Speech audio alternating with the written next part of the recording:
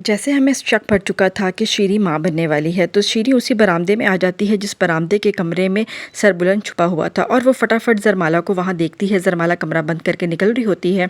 تو شیری اس کی اچھی کلاس لیتی ہے کہ تم یہاں پر کر کیا رہی ہو، تمہیں تو گھر کے کام کاج کرنے چاہیے، جبکہ تم یہاں پہ اس کمرے میں چھپی ہوئی بند ہو کے کیا کر رہی ہو۔ تو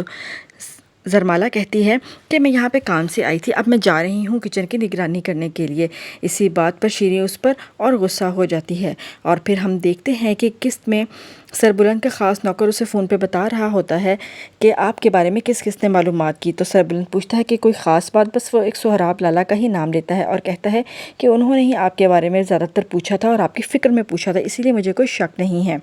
جس پر سربلند بہت زیادہ حیران ہو جاتا ہے اور کہتا ہے پھر ایسا کون سا بندہ ہے جو مجھ پر قاتلانہ حملہ کروا رہا ہے اور جس کے پاس سارے راز بھی موجود ہیں۔ دوسری طرف ہم دیکھتے ہیں کہ کیسے تورسم کی کزن اس کو بتاتی ہے کہ تمہیں سچ پتہ لگ گیا نا کہ تمہارے وفادار نوکر کو تمہارے ماما نے ہی مارا ہے، اسی لیے وہ کہتی ہے کہ تم ماما سے کھانے کے ٹیبل پہ اس کے بارے میں ضرور پوچھنا تاکہ تمہیں سچ نظر آ جائے اور تمہیں پتہ لگ جائے کہ کون تمہارا سگا ہے اور کون تمہارا دشمن ہے۔ وہ کھانے کے ٹیبل پر ایسا ہی کرتا ہے، ماما سے اپنے نوکر کے بارے میں جب پوچھتا ہے تو ماما کہتا ہے کون سا دریا خان، ایسے تو بہت سے دریا خان ہیں۔ پھر اس کو تھوڑی دیر بعد وہ اپنی باتوں میں الجھا کر کہتا ہے ہاں وہ کہیں چلا گیا ہوگا کسی کام سے، جس پر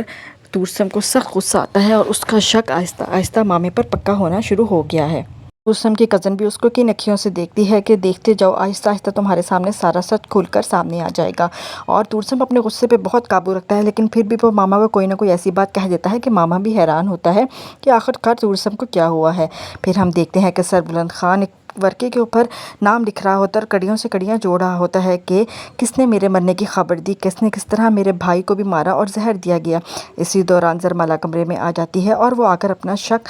سربلند کے سامنے رکھتی ہے اور اس کو شیری کے فون والی بات بھی بتاتی ہے اور اس کو کہتی ہے کہ مجھے شیری پر شک ہے۔ اس کے بعد ہم تورسم کو دیکھتے ہیں جہاں پر اس کی کزن اس کو کہتی ہے کہ آخرکار ماما نے تم سے کتنی صفاقی سے جھوٹ بول ہی لیا نا دریا خان کے بارے میں تم سے سچی محبت کرتی ہوں، اس لیے میں نہیں چاہتی کہ تمہارا غصہ تمہیں برباد کر دے اور تم کسی کام کے نہ رہو۔ پھر سربلند جو ہوتا ہے وہ بہت پریشان ہوتا ہے اور وہ سوچ رہا ہوتا ہے کہ کس طرح میں چوٹ تک پہنچ سکوں۔ اس کے بعد سربلند کی پھر اپنے ماما سے ملاقات ہوتی ہے اور وہ اس کو دو باتیں سنا دیتا ہے اور وہ اسے کہتا ہے کہ پہلے تم میری ماں کے بندوق رکھ کر چلاتے رہے کندھے پر اور تم اب میرے کندھے پہ بندوق رکھ کر چلا، اس کی وجہ سے ماما شدید غصہ ہو جائے گا اور عنقریب آنے والی قسط میں وہ اس کو مار بھی دے گا۔ پھر ہم زرمالا کو اور سربلند کو بات کرتے ہوئے دیکھتے ہیں اور اسی برآمدے میں اچانک شیری آ جاتی ہے اور وہ آ کر ان سب کی باتیں سن لیتی ہے۔ اب شیری کو معلوم ہو گیا ہے کہ سربلند یہاں پر چھپا ہوا ہے۔ وہ آتے ساتھ ہی آ کر سہراب خان کو فون کرتی ہے اور اس کو ساری حقیقت بتاتی ہے کہ اس طرح میں نے بات کرتے ہوئے ان دونوں کو سنا ہے۔ سہراب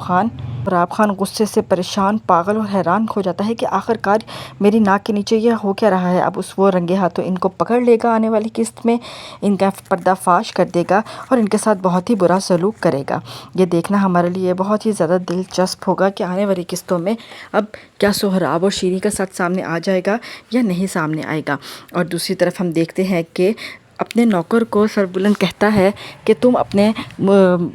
زرمرد کو کہہ دو کہ شیری نے سارا سچ بیان کر دیا ہے اور اس نے اس کے ساتھ ملے ہوئے بندے کا نام بھی بتا دیا ہے تاکہ وہ ہمارے جال میں پھنس جائے۔ اب دیکھتے ہیں کہ شیری کا سچ سن کر کیا زرمرد سہراب لالا کا نام لے لے گا یا ابھی یہ پہیلی سلجھے گی نہیں۔